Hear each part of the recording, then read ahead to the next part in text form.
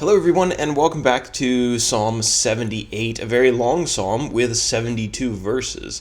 I figured if I tried to make a video and had to make eye contact with the camera and started rambling on, there was not a chance in the universe that I was going to finish anywhere near 5 minutes.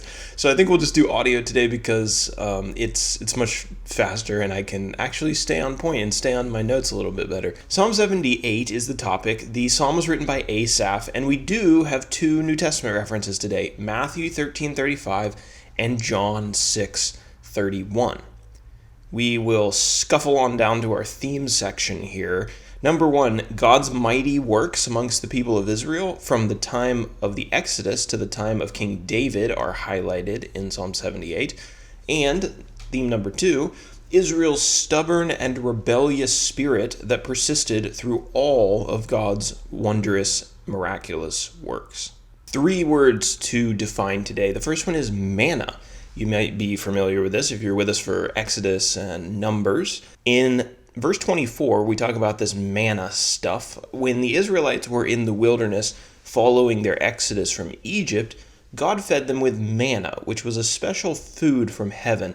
Manna is described in the Bible. Manna is described as being like coriander seed, white in color, and with a taste like wafers made from honey, according to Exodus chapter 16, verse 31. And this stuff basically appeared on the ground every day, except for Saturday, the Sabbath, when the Israelites were wandering in the wilderness. And this is how God fed them, because there wasn't an abundance of food for so many people.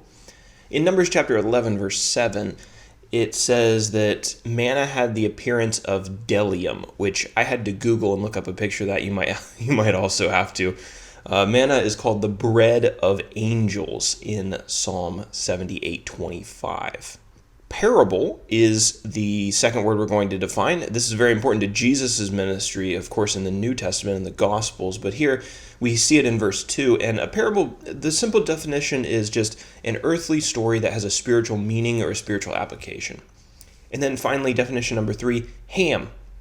Not like the ham that you eat at Thanksgiving or that comes from the pig. This is the name of a person.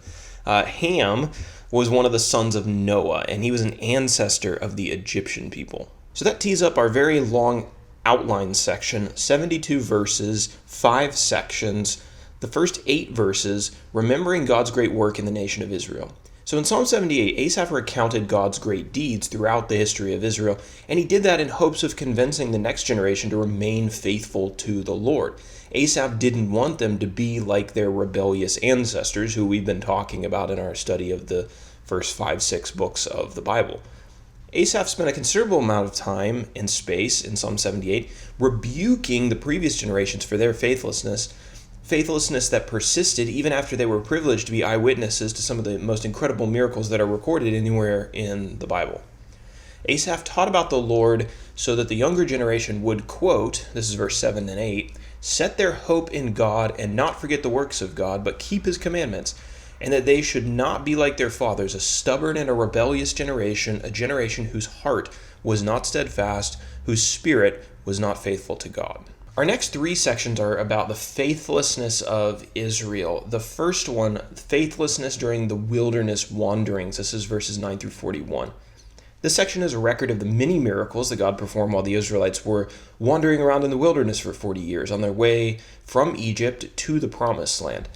This section also is a condemnation of Israel for their response to those miracles. The miracles that are mentioned in this section include, number 1, the parting of the Red Sea. Number 2, God leading the people with a cloud and with fire through the wilderness. God giving his people water from a rock. God providentially giving Israel food from heaven. That's that manna that we talked about. And then number 5, God providing his people with quail when they requested meat to eat instead of the manna. So how did the Israelites respond to all of these incredible things that God did to care for them, to give them salvation from the Egyptians? Well, by complaining and doubting and rebelling and quickly forgetting about God's kindness to them. God punished the people for their behavior, and there were periods of repentance, but Asaph says that repentance was never actually genuine. What kind of even makes this worse is the next section, and that's faithlessness in Egypt, verses 42 through 54. The miracles in the wilderness followed some maybe even more incredible miracles. I don't know that anything tops the parting of the Red Sea, but there were some incredible miracles that happened when the Israelites were in Egypt that really should have strengthened their faith and given them complete confidence in God. They should not have been faithless. God sent the 10 plagues on Pharaoh to force him to let the Israelites out of slavery, and then God brought them out of Egypt through the Red Sea and led them to Mount Sinai. So they had seen the miracles in Egypt, they had seen many of the miracles in the wilderness, yet they are still faithless. Now, this takes us to when they finally get to the Promised Land, verses 55 through 64, faithlessness in the Promised Land. When Israel was finally out of the wilderness, God helped them conquer Canaan, or the Promised Land, but shortly thereafter, they forgot about God, and they started doing things that he condemned, like worshiping other foreign gods and false idols. God was angry, and because of their behavior, God allowed Israel's enemies to conquer them. So now to our last section, verses 65 through 72, God chooses Judah over Ephraim. So though his people were stubborn rebels, God was very merciful and extremely patient with them. He sent deliverers to free his people from their oppressors repeatedly. That's like what the whole book of Judges is about. Although God's tabernacle had been at Shiloh, which was in the tribe of Ephraim, God rejected Ephraim because of their sinfulness. And he chose another tribe instead. He brought his glory to the tribe of Judah. So from within the tribe of Judah, he lifted up a man who would lead the nation, and that man was David.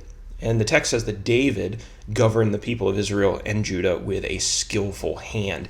Asaph lived during the time of David. So he's taking this history up to the present day. And now, David has set this great example for the nation, and Asaph is now encouraging this next generation to follow in the ways of David rather than repeating the mistakes of the ancestors who were unfaithful to God. So there you have it. That's the 72 verses of Psalm 78, and I think we made somewhat decent time. Let's talk about our application. I had to keep it short so it would fit on the page, but pretty straightforward application today. This psalm makes a good case for studying Christian and church history. There's that famous phrase, those who do not learn history are doomed to repeat it. This was the psalmist's fear. He didn't want the upcoming generation to repeat the same mistakes that were made by their fathers. So he informs them, he reminds them of how unfaithful their fathers were, and he's saying, don't go back to that. Right? God has blessed our nation under David. Things are going well. Don't make the mistake of forgetting the past and then repeating it, and our nation's going to end up in ruins and conquered by our oppressors yet again. Follow this example that David is setting. So he's educating them and reminding them about history. Now, for us in the modern day, if modern believers hope to avoid the errors of previous generations, doctrinal errors, church errors, church leadership errors, cultural errors, it would be wise of us to know something and to study about those generations so we don't fall in the same traps or get caught in the same snares as they did.